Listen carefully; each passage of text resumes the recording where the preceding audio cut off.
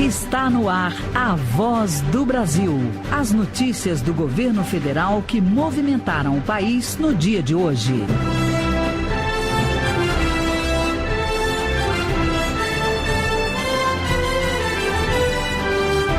Boa noite. Boa noite para você que nos acompanha em todo o país. Segunda-feira, 9 de janeiro de 2017. E vamos ao destaque do dia. O governo repassa 340 ambulâncias para atendimentos de emergência do SAMU em 19 estados. O presidente Michel Temer destaca orçamento maior neste ano para a saúde, setor fundamental para o governo. Por isso nós estamos aqui gastando dinheiro. Logo no começo de 2017, entregando 344 novas viaturas para o país, porque a saúde está no centro das prioridades do governo. E você também vai ouvir na Voz do Brasil de hoje. INSS vai retomar pente fino no auxílio-doença. Ideia é garantir o pagamento dos benefícios a quem realmente precisa. Hoje, na apresentação, Gabriela Mendes e Nazi Brum. E para assistir a gente ao vivo na internet, basta clicar www.voz.gov.br. 192. Esse é o número do SAMU, o Serviço de Atendimento Móvel de Urgência. O presidente Michel Temer anunciou hoje que vai renovar parte da frota de ambulâncias do serviço. São 340 veículos para 19 estados brasileiros. Mais de 67 milhões de reais de investimentos nas novas ambulâncias. O presidente Temer foi na cidade de Esteio, no Rio Grande do Sul, para fazer o anúncio. SAMU 192, qual sua urgência? São 450 mil atendimentos que o estado do Rio Grande do Sul faz em média por ano pelo SAMU. Nesta segunda-feira, o presidente Michel Temer entregou ambulâncias para 61 municípios do estado. Cada cidade recebeu um veículo. O prefeito de Esteio, Leonardo Pascoal, diz que a nova ambulância vai qualificar o SAMU. Claro que um veículo novo, ele acaba, em primeiro lugar, dando melhores condições de trabalho para os profissionais que atuam diretamente no SAMU, mas também para o usuário, ele acaba por qualificar por ter uma estrutura melhor, com equipamentos mais modernos, mais novos. Com o Rio Grande do Sul, são 19 estados contemplados. Ao todo, 340 veículos já estão prontos para serem distribuídos por municípios do país. Eles entram no lugar de ambulâncias antigas. O investimento do Ministério da Saúde é de mais de 67 milhões e meio de reais. O SAMU é de graça, funciona 24 horas e 7 dias por semana. Ao discar 192, as equipes são notificadas, por exemplo, de um acidente numa via pública. Qual o seu nome? O nome do paciente? Ele está desmaiado? Aguarde na linha que eu vou passar a ligação ao médico, não desliga. Depois do médico avaliar a situação do paciente, a equipe do SAMU é acionada. Quanto mais rápido o atendimento, maior a probabilidade de reduzir os danos antes da chegada ao hospital. O ministro da Saúde, Ricardo Barros, apresentou os números do serviço. O SAMU, ele está nos custando R$1 bilhão por ano de investimento para a sua manutenção da parte do governo federal. São contemplados 2.600 municípios, cada SAMU tem uma área de abrangência de vários municípios nessa renovação. O presidente Michel Temer disse que os recursos para a saúde e educação não foram reduzidos com a lei do teto de gastos públicos. No orçamento que nós preparamos para o ano que vem, já baseado na ideia da aplicação do teto de gastos públicos, nós aumentamos as verbas para saúde e educação. Porque o teto, meus amigos, o teto é um teto geral. Você pode tirar de outras rubricas e colocar em saúde e educação. O Ministério da Saúde já entregou mais de 3.100 ambulâncias para o atendimento do SAMU em todo o país. De Esteio, no Rio Grande do Sul, Paulo La Sálvia. Durante a entrega das ambulâncias, o presidente Michel Temer lembrou das reformas que o governo vem fazendo e disse que mudar o sistema de impostos é o próximo passo. Outras reformas virão, e uma delas, sem dúvida alguma, é a simplificação, pelo menos, ou se quiserem chamar de reforma, a reforma do sistema tributário, de modo a que possamos, não é? De modo a que possamos atingir aquele postulado que é uma revisão do Pacto Federativo, de uma maneira que a todo momento Estado e município não tenham que comparecer na União de pires na mão, não é? Para pedir recurso. O presidente também anunciou o local de um dos 5 presídios federais que o governo vai construir no país. Conversando com o governador Sartori, né? Ele quer um presídio federal aqui, vai arrumar a localização, portanto, um dos presídios federais já está, digamos assim, localizado aqui no Rio Grande do Sul. De fora parte, o presídio que ele próprio construirá, o Estado construirá, tendo em vista a verba que nós mandamos para todos os estados brasileiros para a construção de mais 25 presídios no Brasil. E o presidente Temer está, neste momento, a caminho de Portugal. Ele vai prestar as últimas homenagens ao ex-presidente do país, Mário Soares, que morreu no sábado, aos 92 anos. A repórter Marieta Casarré tem mais informações direto de Lisboa, capital portuguesa. Mário Soares, ex-presidente de Portugal, faleceu na tarde do último sábado, aos 92 anos, no Hospital da Cruz Vermelha de Lisboa, onde estava internado desde o dia 13 de dezembro. O governo de Portugal decretou luto oficial de 3 dias a partir de hoje. Soares lutou contra a ditadura, foi preso e exilou-se na França. Voltou a Portugal, onde construiu uma respeitável trajetória política, tendo sido ministro dos Negócios Estrangeiros, presidente da República e primeiro-ministro. Centenas de pessoas compareceram ao velório, que aconteceu durante toda a tarde de hoje no Mosteiro dos Jerônimos. O presidente da República, Michel Temer, embarcou hoje para Portugal para prestar as últimas homenagens a Soares. Em seu perfil no Twitter, Temer afirmou que Soares era um defensor da democracia e da liberdade. O presidente deve chegar à capital portuguesa na madrugada desta terça-feira. De Lisboa, Portugal, Marieta Casarré. A crise financeira no estado do Rio de Janeiro foi discutida hoje pelo ministro da Fazenda, Henrique Meirelles, e o governador Luiz Fernando Pezão. A repórter Natália Mello tem as informações ao vivo. Boa noite, Natália. Olá, boa noite. Boa noite a todos os ouvintes da Voz do Brasil.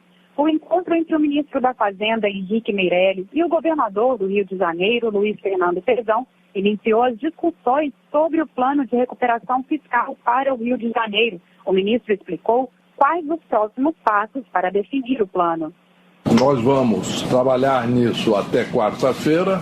As equipes vão estar em reunião constante durante o dia de hoje e amanhã. E a ideia é que até o final do dia de amanhã, em Brasília, o Ministério da Fazenda e o governo do Rio definam o escopo do plano de recuperação fiscal do Rio de Janeiro.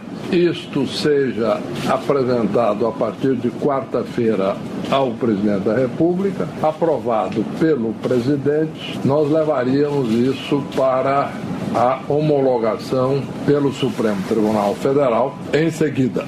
O ministro Henrique Meirelles não deu detalhes do acordo, disse que está em andamento, mas adiantou que terá por base tanto o plano elaborado e apresentado pelo governo do Rio à Assembleia Legislativa, como também as contrapartidas do projeto original de recuperação fiscal dos estados, que havia sido apresentado ao Congresso. Meirelles disse ainda que o acordo será exclusivo para o Rio de Janeiro. Ao vivo do Rio de Janeiro, Natália Mello.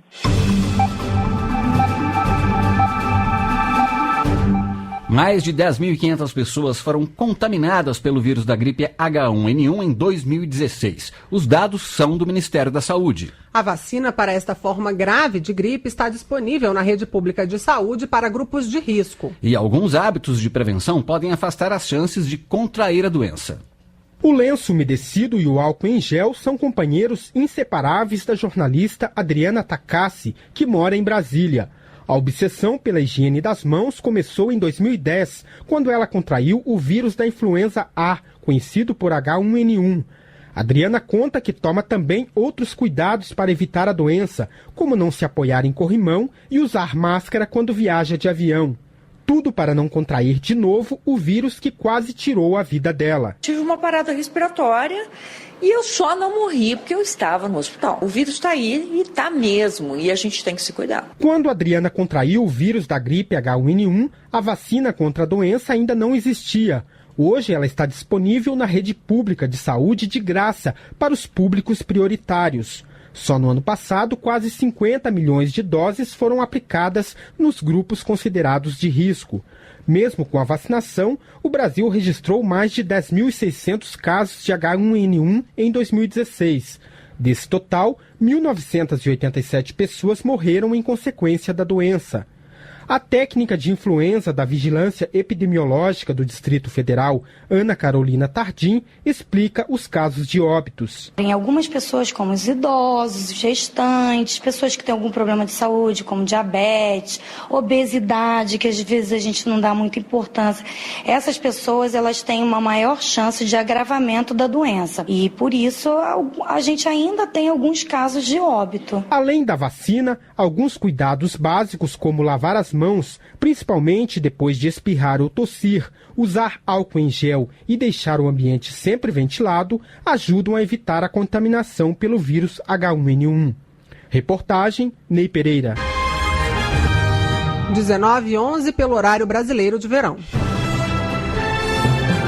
530 mil pessoas que recebem o auxílio-doença vão ser convocadas pelo INSS para fazer uma nova perícia médica. A gente explica daqui a pouco como vai ser feita a convocação e o agendamento da nova perícia. Uma ferramenta está tornando a saúde pública mais ágil e eficaz, evitando também as fraudes. É o Prontuário Eletrônico do Cidadão. Nele estão registradas informações como o histórico de consultas e medicamentos dos brasileiros atendidos pelo SUS, o Sistema Único de Saúde. E com o Prontuário Eletrônico, qualquer médico pode acessar essas informações pelo computador de forma rápida. A ferramenta também facilita a vida do paciente. É o que vamos falar no Pra Você Cidadão desta segunda. Para você, cidadão.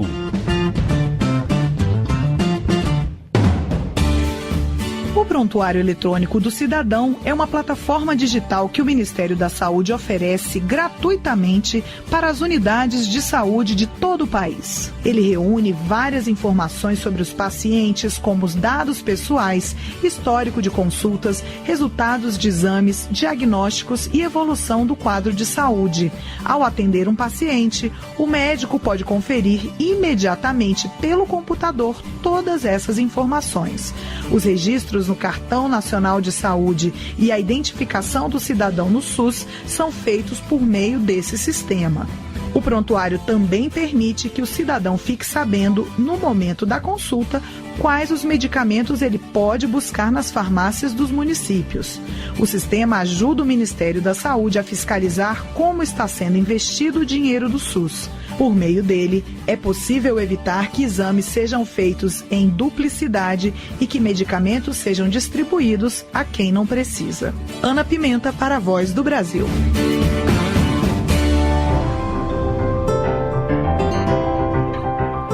Piau, xira, piabas, matrinchã. Espécies de peixes nativas da bacia do Rio São Francisco, que não eram mais encontradas na região, foram reintroduzidas no Velho Chico neste fim de semana, durante a festa do Bom Jesus dos Navegantes, em Penedo, no estado de Alagoas. O peixamento, como é chamado o processo de colocar de novo no rio espécies desaparecidas, é realizado pela Codevasf, a Companhia de Desenvolvimento dos Vales do São Francisco e do Parnaíba.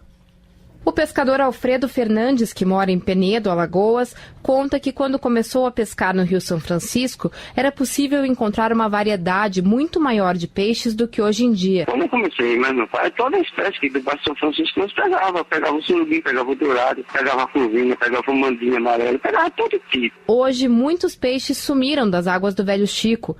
E é justamente para repovoar o rio com as espécies que desapareceram, como a matrinchã e a curimatã pio, que a Companhia de Desenvolvimento dos Vales do São Francisco e do Parnaíba promove o peixamento, como que aconteceu no último domingo, durante a festa de Bom Jesus dos Navegantes. No ano passado, a Codevasf produziu mais de 5 milhões de alevinos, que é como são chamados os peixes que acabaram de sair do ovo, para repovoar o São Francisco. E foram realizados 18 peixamentos entre Sergipe e Alagoas.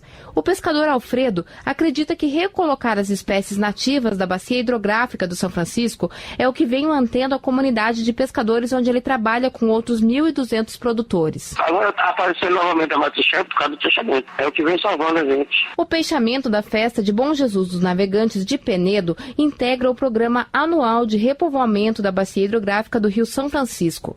Reportagem Paola Diorte. E o pescado é uma das grandes alternativas para aumentar a participação do Brasil no agronegócio mundial. A afirmação é do ministro da Agricultura, Blairo Maggi, que se reuniu hoje com representantes do setor pesqueiro da região de Itajaí, em Santa Catarina. O ministro anunciou a liberação de recursos para a participação do Brasil nas 2 principais feiras mundiais de pesca, como forma de incentivar a atividade. Blairo Maggi informou ainda a criação de um grupo de trabalho para aprimorar o sistema de permissão de pesca para acesso e uso sustentável dos recursos pesqueiros. E o ministro ressaltou a importância do pescado para a economia do país e afirmou que a concessão de empréstimos e financiamentos para empresários do setor deve fazer parte da política de governo. Não é mais soja, não é mais milho, não é algodão que vai fazer as grandes mudanças, mas o pescado pode ser uma das grandes mudanças e alternativas que nós temos pela frente. Só vamos fazer as mudanças e fazer os avanços se os empreendedores tiverem capital para fazer isso. Portanto, deve fazer parte da política de governo a concessão de financiamentos, a concessão de empréstimos, principalmente a longo prazo, para que esse setor, como disse, um setor importante da economia brasileira, possa avançar. Os aeroportos brasileiros estão entre os mais pontuais do mundo. O levantamento é de uma empresa britânica que divulga os dados anualmente. E o Aeroporto Internacional de Guarulhos, em São Paulo, ficou em segundo lugar na lista de pontualidade em 2016.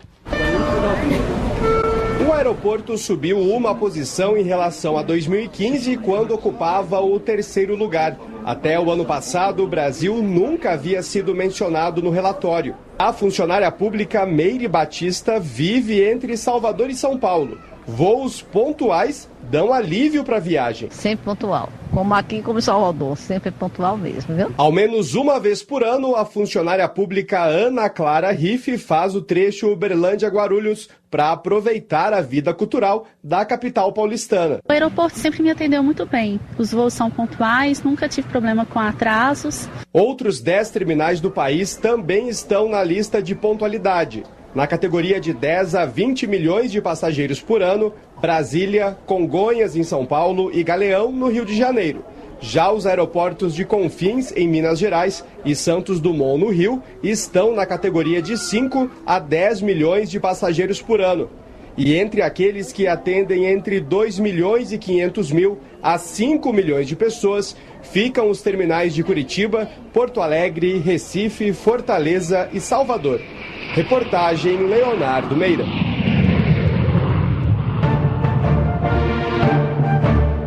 Os estados do Amazonas, Rondônia e Mato Grosso vão receber ajuda do governo federal para conter rebeliões nas penitenciárias e reduzir a criminalidade nas regiões. Além disso, foi autorizada a permanência da Força Nacional por mais 60 dias no Rio Grande do Norte. Por solicitação do governo do Amazonas, o Ministério da Justiça e Cidadania determinou o empréstimo de equipamentos de varredura e o envio temporário de agentes penitenciários federais para restabelecer a ordem nos presídios do estado. Para Rondônia, vai ser antecipado o envio de equipamentos de segurança e armamentos pedidos pelo governo estadual. O Mato Grosso solicitou o envio de equipamentos e armamentos, que já foi autorizado. O estado de Roraima também sinalizou que vai solicitar o auxílio federal. Neste final de semana, o presidente Michel Temer se reuniu com a presidente do Supremo Tribunal Federal, ministra Carmen Lúcia, para discutir com a chefe do Judiciário medidas de segurança para o país. E nesta segunda-feira foi autorizada a permanência da Força Nacional no Rio Grande do Norte. O efetivo vai ficar por mais 60 dias no estado, auxiliando ações de polícia ostensiva para conter a criminalidade. Thaísa Dias, para a Voz do Brasil. E secretários de segurança de todo o país se reúnem em Brasília com o ministro da Justiça e Cidadania, Alexandre de Moraes, na semana que vem, dia 17. Eles vão discutir ações do Plano Nacional de Segurança Pública anunciado pelo governo na semana passada. O plano estabelece metas como a diminuição dos homicídios e o aumento de vagas nas penitenciárias do país. 19h19 no horário brasileiro de verão. Recomeça na próxima semana o pente fino do INSS nos benefícios do auxílio-doença. No total, vão ser chamados 530 mil beneficiários que vão fazer uma nova perícia. A convocação vai ser feita por carta. A partir da próxima semana, os peritos do INSS voltam a reavaliar as pessoas que recebem o auxílio-doença mas não passaram pela avaliação há mais de 2 anos. Até o momento, o pente fino já gerou uma economia de 220 milhões de reais para o Fundo da Previdência, com a realização de quase 21 mil perícias. Desse total, 80% dos auxílios doença estavam sendo pagos de forma indevida e foram cessados na data do exame. O secretário executivo do Ministério do Desenvolvimento Social e Agrário, Alberto Beltrame, explica quais os próximos passos no processo de revisão e afirma que a ação promove uma melhor gestão dos recursos públicos. O objetivo principal é melhorar a governança e a gestão da concessão e manutenção desses benefícios, gerando uma economia para a poupança dos trabalhadores e empregadores e destinando esses recursos para quem realmente precisa deles. Os próximos passos que nós temos que dar é fazer um levantamento completo dos dados daqueles beneficiários que terão o seu benefício revisado e preparar um novo agendamento que nós vamos fazer para a realização das perícias, que começarão já a partir do dia 16 de janeiro. Em uma segunda etapa, serão chamados para revisão os beneficiários da aposentadoria por invalidez. De acordo com o último levantamento, o governo deve chamar pelo menos 1.700.000 segurados da aposentadoria por invalidez e do auxílio-doença. A estimativa é de que o pente fino gere uma economia de mais de 6 bilhões de reais. A convocação será feita por carta, com aviso de recebimento. Após o comunicado, o segurado terá 5 dias úteis para agendar a perícia pelo número 135. O beneficiário que não atender a convocação ou não comparecer na data agendada terá o benefício suspenso. Reportagem André Luiz Gomes. O Cadastro Nacional de Museus está mapeando instituições de todo o país na internet. Mais de 3 mil já fazem parte. A plataforma é colaborativa. Qualquer pessoa pode ajudar com informações e fotos. Até os museus de taxidermia já estão registrados. Taxidermia? O que é isso? Taxidermia é a arte de empalhar animais. No Zoológico de Brasília, depois de mortos, são empalhados e expostos. Durante as férias escolares, a oficina Restaurador Mirim está ensinando a crianças um pouco deste trabalho. O taxidermista do Zoológico, Alexandre Barbosa, explica. Normalmente a gente faz esse trabalho de restauração com os animais taxidermizados, empalhados, nos bastidores do zoológico. A gente achou interessante mostrar para o público que existe esse trabalho de restauração. Otto, de 5 anos, foi o primeiro a terminar o trabalho de passar álcool nos esqueletos dos animais durante a oficina. Ele seca rápido, então tem que passar muito rápido. Aí eu terminei logo. Já a Ana, de 8 anos, terminou a oficina dizendo que quer ser veterinária. Eu gosto muito dos animais.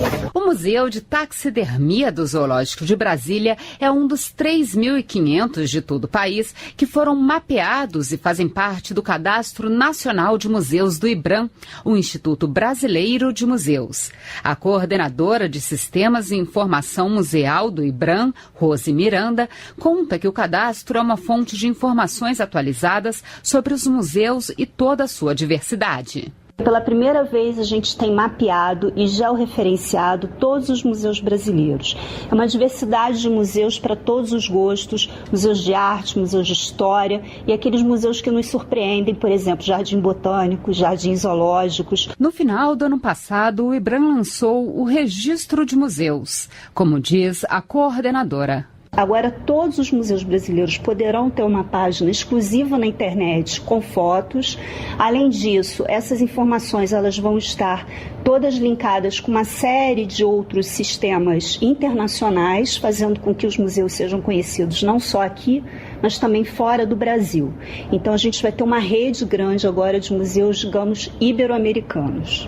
Pode fazer parte qualquer museu brasileiro. Para cadastrar uma instituição ou para conhecer um pouco dos museus de todo o país, é só acessar na internet a página www.museus.gov.br. Reportagem Alessandra Bastos. 550 servidores públicos foram expulsos do governo federal por práticas ilícitas no ano passado. Esse é o maior número desde 2003. A corrupção é o principal motivo das expulsões, com 65% do total. E essas foram as notícias do governo federal. Uma realização da Secretaria de Comunicação Social da Presidência da República, com produção da empresa Brasil de Comunicação. Fique agora com as notícias do Poder Judiciário e do Congresso Nacional. Boa noite. Boa noite para você e até amanhã.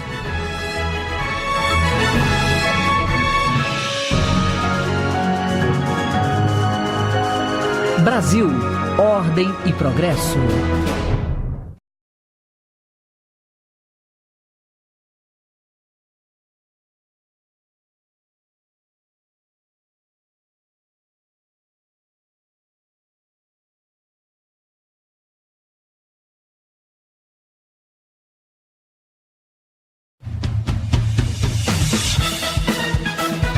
Você vai ouvir agora notícias do Poder Judiciário.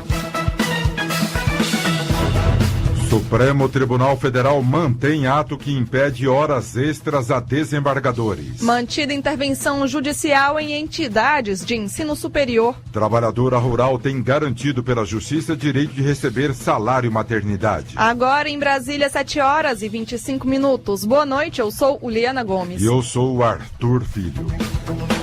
O ministro do Supremo Tribunal Federal, Edson Fachin, rejeitou a ação em que desembargadora do Tribunal de Justiça de Alagoas questionava a proibição de horas extras. Na decisão, o ministro Fachin destacou que a Lei Orgânica da Magistratura Nacional não prevê o pagamento de horas extras. Ricardo Viula. A desembargadora do Tribunal de Justiça de Alagoas, Elizabeth Carvalho Nascimento, pediu para anular a decisão do Conselho Nacional de Justiça, que determina a devolução das horas extras trabalhadas durante o recesso do Poder Judiciário. Na ação, a desembargadora alegava que o pagamento de horas extras está previsto em lei e que verbas recebidas de boa-fé não devem ser restituídas. Já segundo o CNJ, o pagamento de horas extras para o exercício da presidência e da vice-presidência do Tribunal Alagoano não faz parte do rol de benefícios legais que podem ser concedidos aos magistrados. E ao analisar o caso, o ministro do STF, Edson Fachin, manteve a decisão do Conselho Nacional de Justiça. Justiça mantém intervenção judicial em entidades de ensino superior. O Ministério Público solicitou a intervenção argumentando que as instituições não tinham um sistema tributário que permitisse a distribuição de recursos. Fátima Uchoa.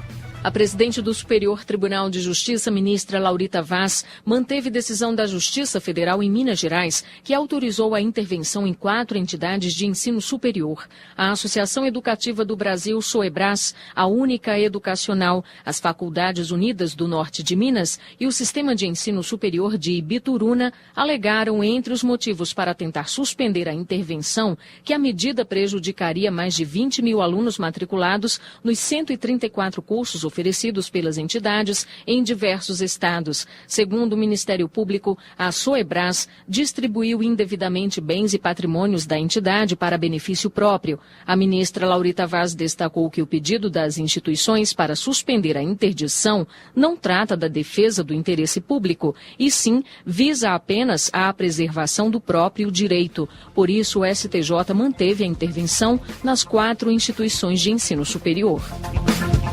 Trabalhadora rural tem garantido o direito de receber salário maternidade. A decisão é da Justiça do Acre ao analisar caso de uma agricultora, Emily Almeida. O INSS argumentou que a mulher deveria ser segurada por um período de 10 meses antes do pedido de salário maternidade. Mas ao analisar o caso, o juiz explicou que a necessidade de recolhimento de contribuição de produtor rural não pode impedir o direito ao benefício. Assim, o INSS deverá pagar o salário maternidade para a trabalhadora rural no valor de um salário mínimo pelo período de 180 dias. Bancos devem cumprir lei que limita tempo de espera na fila por atendimento. A decisão é da Justiça de Palmas, no Tocantins. Johnny Luna. Segundo Lei Municipal de Palmas, o tempo máximo de espera por atendimento nos guichês é de 20 minutos em dias normais e de 30 minutos na véspera ou após feriados prolongados. A sentença também determina que seja entregue uma senha de controle de atendimento a cada consumidor, na qual devem ficar registrados o horário de chegada e o horário em que que o cliente foi atendido. A cobrança de taxa de preservação ambiental para entrada no Morro de São Paulo, na Bahia, deve ser extinta. A taxa estava sendo cobrada pelo município de Cairu aos visitantes. O Tribunal de Justiça baiano considerou os argumentos do Ministério Público Estadual para acabar com a cobrança. De acordo com a ação, a taxa não está vinculada às hipóteses previstas na Constituição Federal e no Código Tributário Nacional. Assim, viola o direito de liberdade de ir e vir. Você acompanha outras notícias do Poder Judiciário em 104,7 FM para o Distrito Federal e entorno, e também pela internet. Acesse www.radiojustiça.jus.br e siga pelo Twitter. twitter.com/radiojustiça. A você, uma boa noite. Boa noite. Notícias do Poder Judiciário, uma produção da Rádio Justiça, Supremo Tribunal Federal.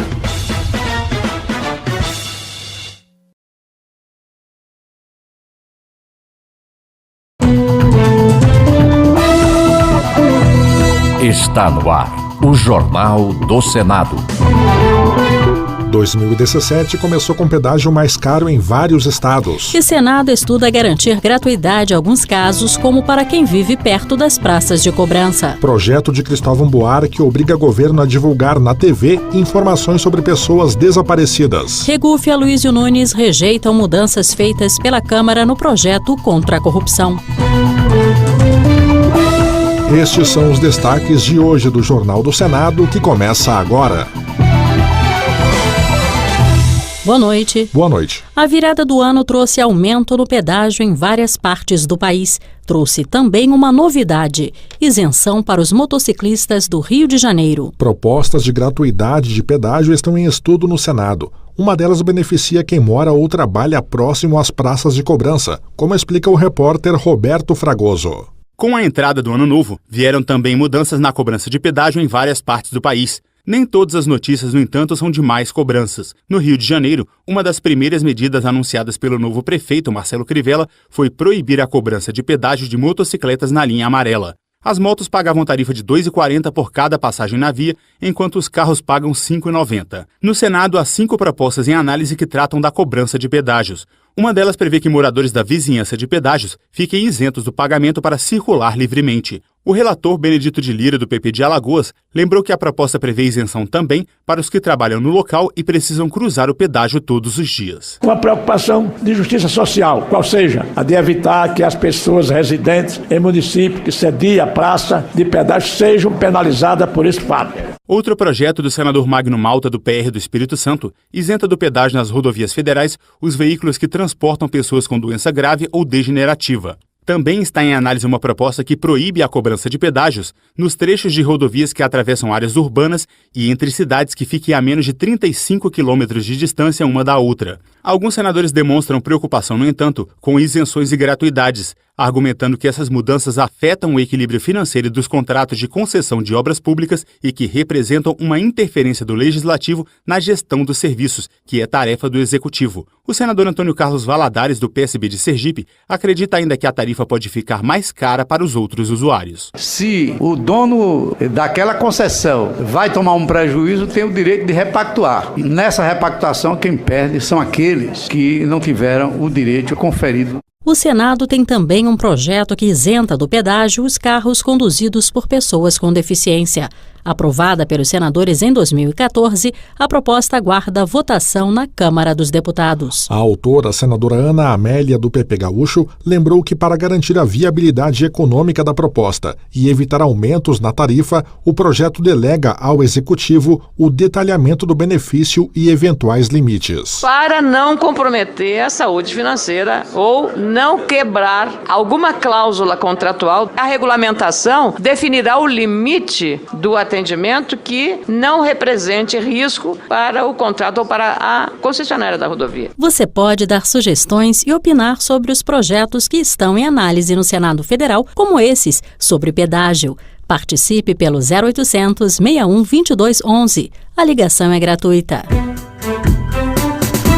O Senado vai votar após o recesso as medidas contra a corrupção aprovadas no final do ano passado pela Câmara dos Deputados. Esse projeto foi inspirado na proposta do Ministério Público, que recebeu o apoio de mais de 2 milhões de brasileiros. Os senadores Regufe, do Distrito Federal, e Aloysio Nunes Ferreira, do PSDB de São Paulo, reclamam de algumas mudanças feitas pelos deputados e esperam que elas sejam revistas pelo Senado. Uma delas foi a retirada da exigência de que o condenado por crimes contra a administração pública devolvesse o dinheiro desviado para, por exemplo, passar ao regime semiaberto. Na opinião de Regufe, os deputados desfiguraram o projeto das 12 medidas sugeridas pelo Ministério Público. Quero aqui criticar e dizer que eu vou tentar fazer com que o projeto das 10 medidas contra a corrupção volte a ser aquele que levou 2 milhões de pessoas nesse país a assiná-lo. Regufe e Aloysio Nunes também lamentam que tenha sido rejeitado o item que dificultava a prescrição de penas, que é quando o processo não pode seguir adiante porque a Justiça não conseguiu concluí-lo em tempo hábil. Após explicar que essa medida ajudaria no combate à impunidade, Aloysio Nunes Ferreira afirmou que a decisão da Câmara não respeitou a vontade da população. Mas essas duas, por exemplo, foram extraídas do contexto. Com que motivo? Com que razão? Mas foram extraídas da proposta. Não digo que as 10 medidas tivessem o mesmo status de intocabilidade das tábuas da lei, mas era preciso respeitar o espírito delas, o espírito que as animou. O senador Magno Malta, do PR do Espírito Santo, entende que seria muito ruim para o país a aprovação do projeto que legaliza os jogos de azar, como os cassinos, por exemplo. O projeto aguarda a votação no plenário do Senado.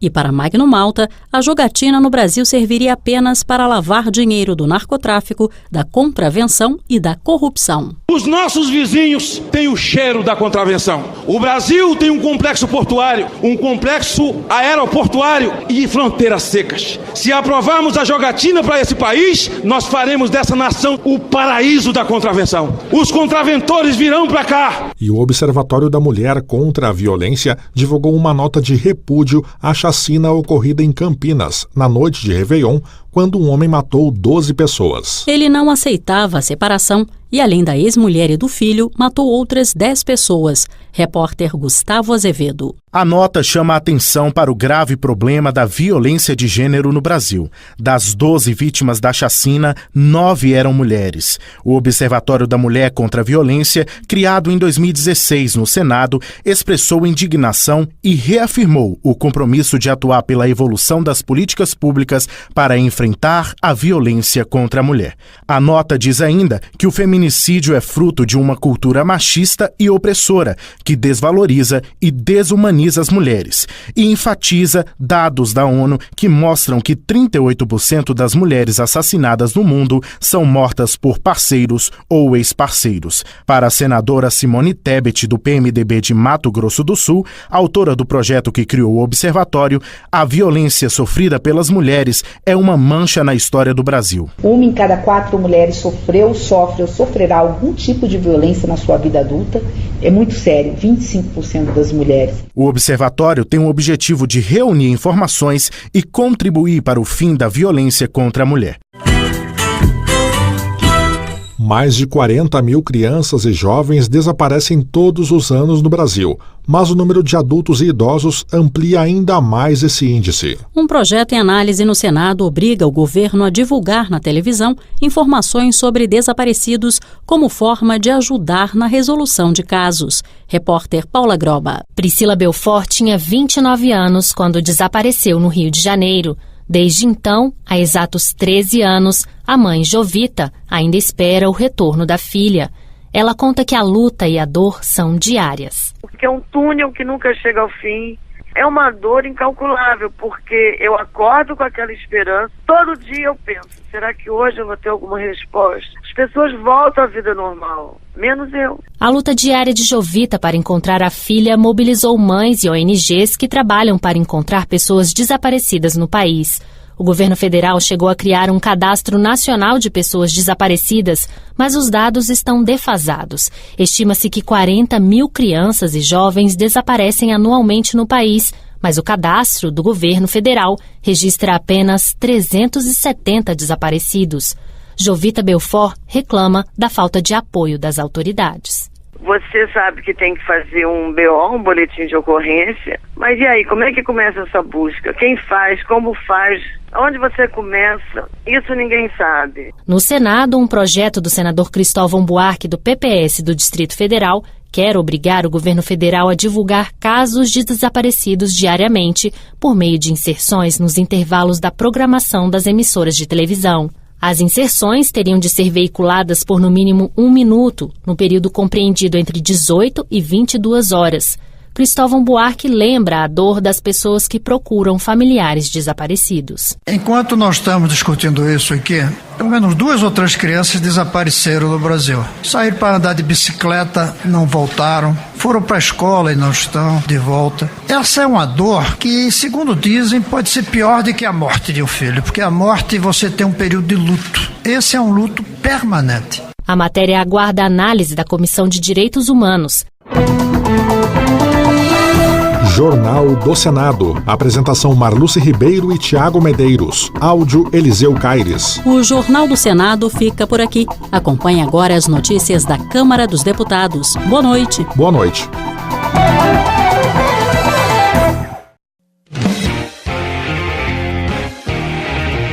Jornal Câmara dos Deputados. Crise de segurança no sistema carcerário repercute entre deputados. Escolas públicas poderão ter hortas para complementar a merenda. Parlamentares insistem em alterar texto da reforma previdenciária. Boa noite. Apesar de entender que a reforma da Previdência é necessária e esperar que o debate sobre a matéria avance na Câmara, Maia Filho, do PP do Piauí, observa que a proposta deve ser amplamente discutida para que possíveis exageros sejam corrigidos. Um dos grandes entraves para o aumento do salário mínimo é a questão da Previdência, é o déficit da Previdência.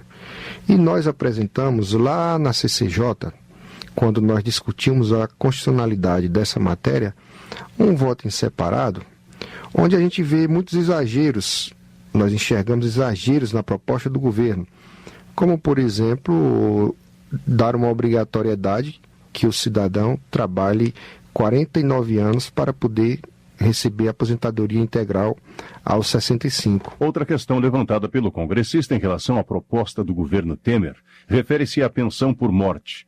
Maia Filho considera que não é razoável que o beneficiário receba 50% do salário mínimo, como indica o texto do governo federal.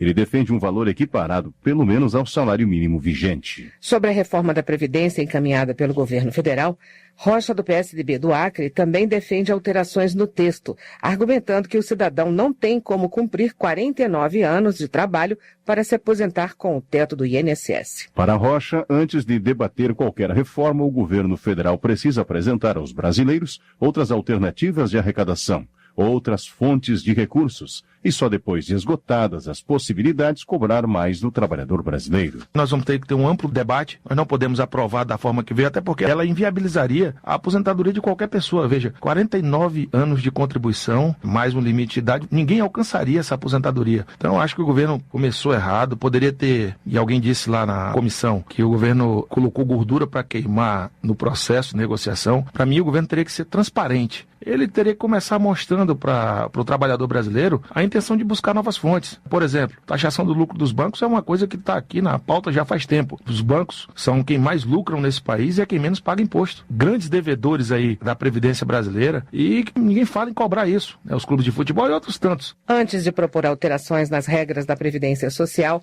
Adelma Carneiro Leão, do PT de Minas Gerais, entende que o governo federal deve fazer uma análise detalhada das contas do INSS. O parlamentar acredita que só uma auditoria séria poderá responder às dúvidas relacionadas ao saldo da Previdência. Adelmo Carneiro Leão lembra que há muitas informações contraditórias sobre a real saúde financeira do setor. Tem aqui 2 afirmações contraditórias, uma dizendo que a Previdência é superavitária e outra exatamente o contrário, que ela é deficitária em bilhões de reais. Nós não podemos admitir isso como um fato verdadeiro se não fizermos uma análise detalhada, profunda sobre a Previdência Social. Por isso, eu insisto que para fazer fazermos a reforma necessária da Previdência Social, é fundamental a auditoria da Previdência. Auditoria para que nós possamos fazer o tratamento adequado, justo e garantir a dignidade de cada cidadão, de cada pessoa, de cada brasileiro, de cada brasileira. Favorável ao texto da reforma da Previdência que tramita na Câmara,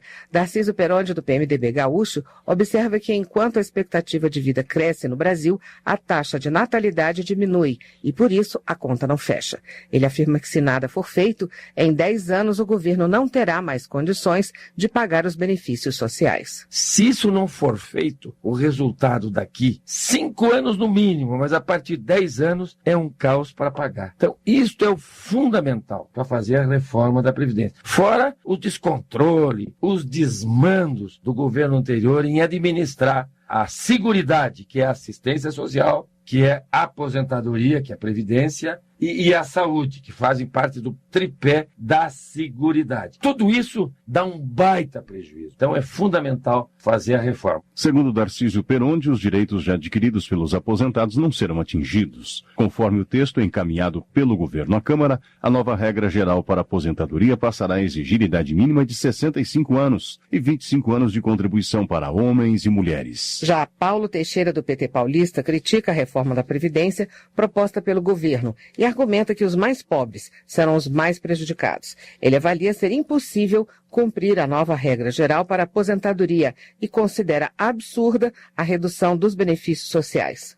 A proposta de Temer reduz os benefícios sociais para os idosos e deficientes físicos de baixa renda. Estes só terão direito ao benefício aos 70 anos de idade. Ora, são justamente os mais pobres que têm expectativa de vida mais baixa. Precisam deste benefício de imediato. Muitos desses idosos e deficientes não alcançarão nem mesmo a idade de 70 anos para conseguir esse auxílio. E para finalizar, o governo ainda propõe reduzir a 50% o direito à pensão por morte, que hoje é integral. Paulo Teixeira critica ainda a tentativa de igualar homens e mulheres em um país onde grande parte das mulheres tem tripla jornada de trabalho.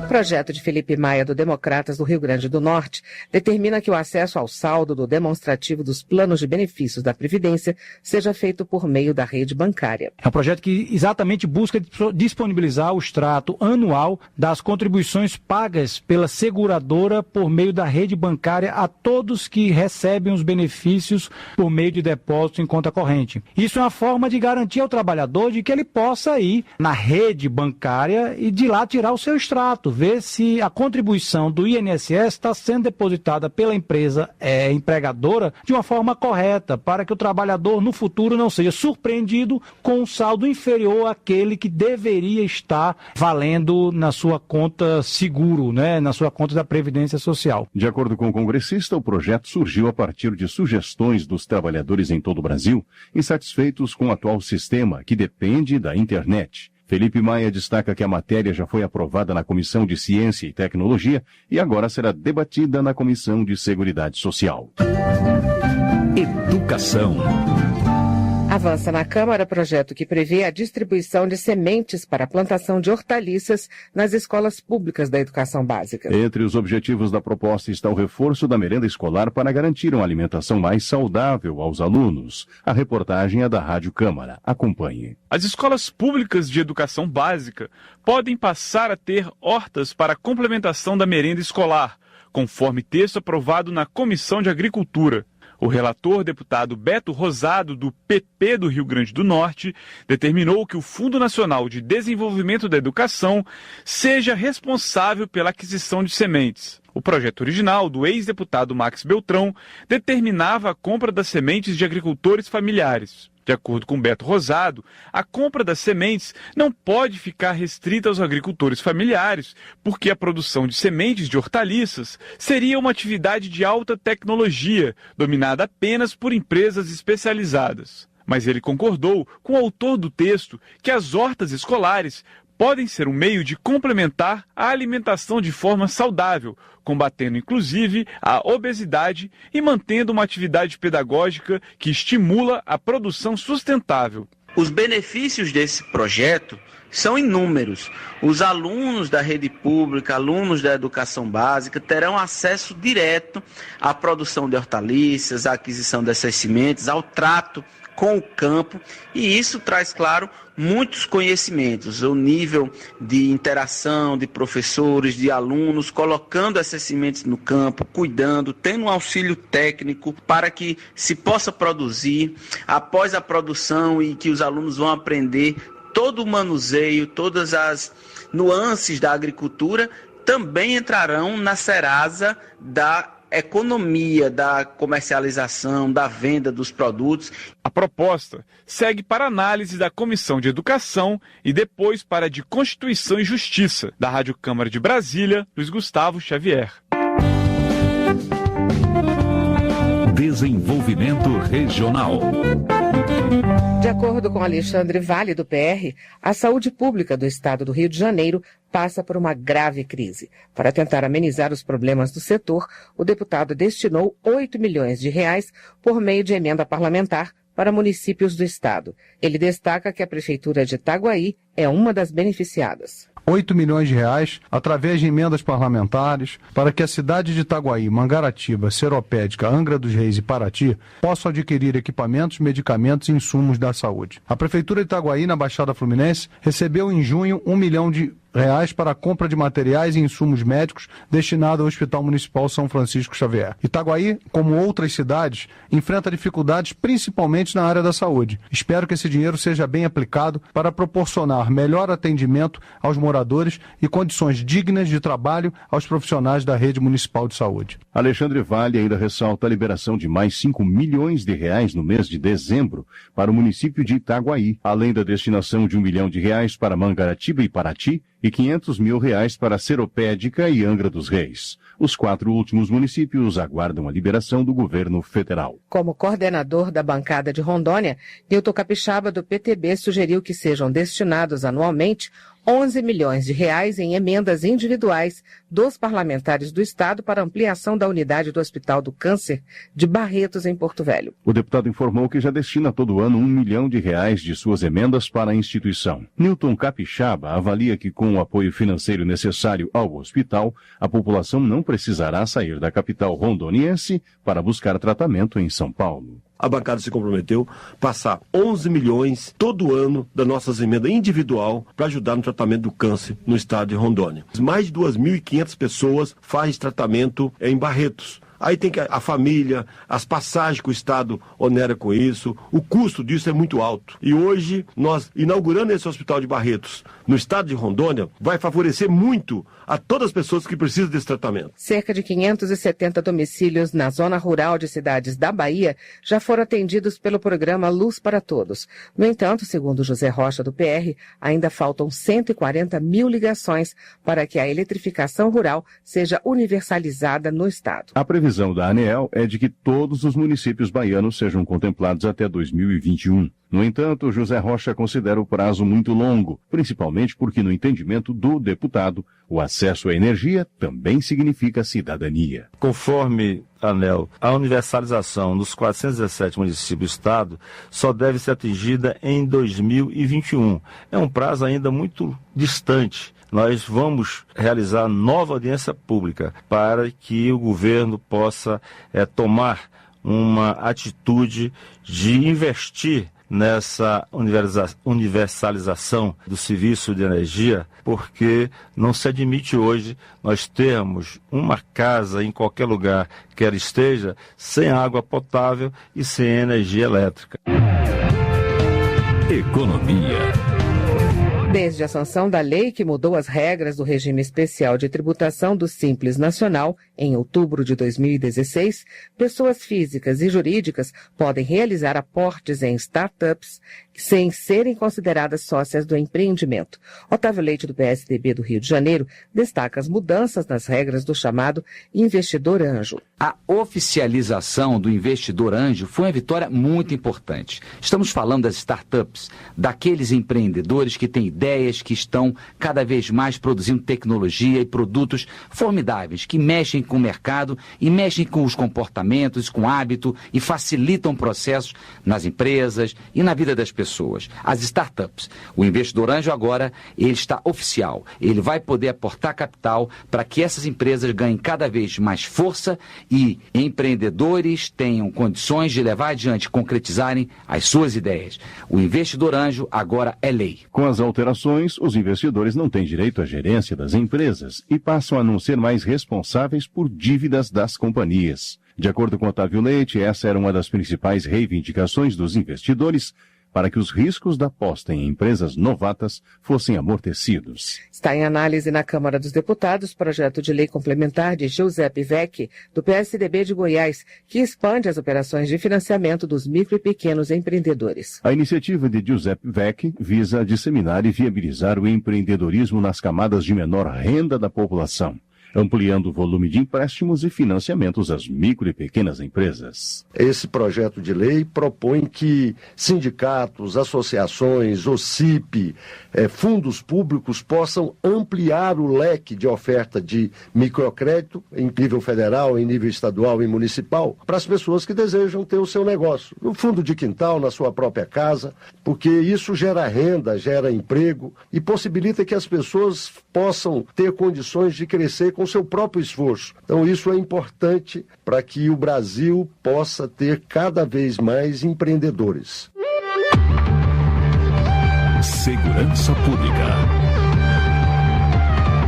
Em mais uma medida que pretende fortalecer o combate à violência contra a mulher, Thieron, do PRB da Bahia, apresentou projeto de lei que aumenta a punição para quem cometer o crime de estupro coletivo. Esse é um projeto que faz uma alteração desde o Código Penal aos crimes hediondos, onde vai sofrer um aumento de pena, porque o crime hediondo prevê o aumento de pena. O crime hediondo, a gente pensa logo que são crimes cometidos com sadismo, são crimes onde se comete com um requinte de crueldade muito maior, por isso ele é hediondo e por isso mesmo ele merece aí que haja um agravamento nessa pena. Então a pena sofre aí um aumento a 2/3 se o crime é praticado em concurso de 2 ou mais pessoas, daquilo que a gente chama de estupro coletivo e sobretudo se for o estupro de vulnerável. Tia Heron também destaca a importância de outro projeto que visa implantar em todo o país um dispositivo chamado Botão do Pânico. O objetivo é aprimorar o serviço de fiscalização das medidas protetivas de urgência, facilitando o pedido de ajuda das mulheres à polícia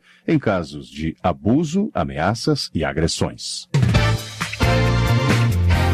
As rebeliões registradas em presídios de Manaus e Boa Vista repercutiram entre os deputados que cobram do governo federal ações para retomar o controle do Estado sobre o sistema penitenciário. Saiba mais sobre o assunto na reportagem da Rádio Câmara. O presidente da Comissão de Direitos Humanos da Câmara, deputado Padre João, do PT de Minas Gerais, estará esta semana em Manaus, no Amazonas, e em Boa Vista, Roraima, para verificar de perto a situação dos presídios dessas capitais que passaram por rebeliões com quase 100 mortes neste início de ano. Segundo o deputado, a ideia é falar com as autoridades, mas principalmente com as famílias dos presos assassinados. O objetivo nosso é estar dialogando com as famílias.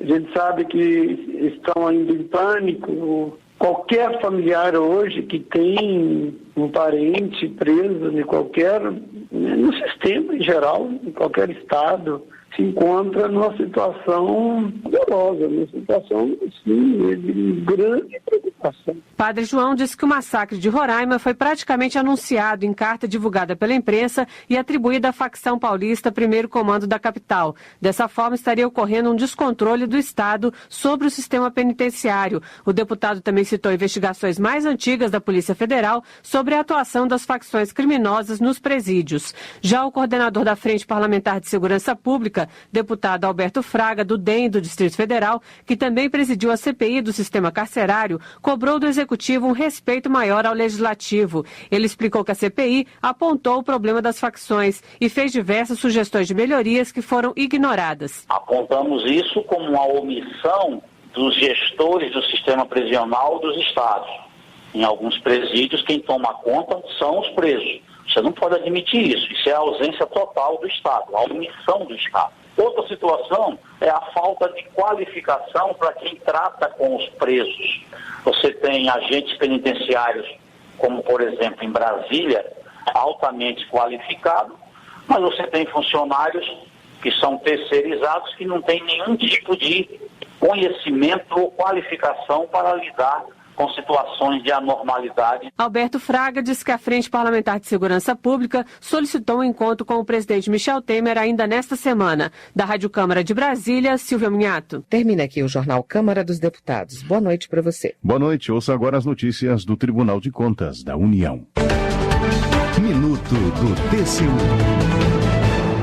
O Tribunal de Contas da União realizou auditoria para avaliar a situação atuarial e financeira dos regimes próprios de previdência social de estados, do Distrito Federal e de municípios.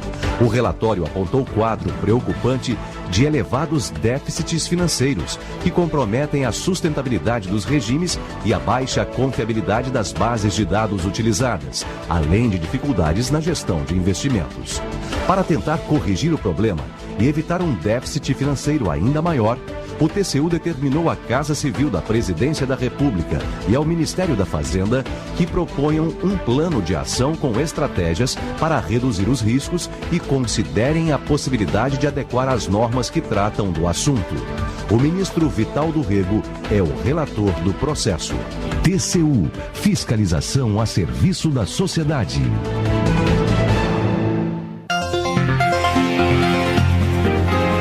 Voz do Brasil. De segunda a sexta, às 19 horas. Boa noite.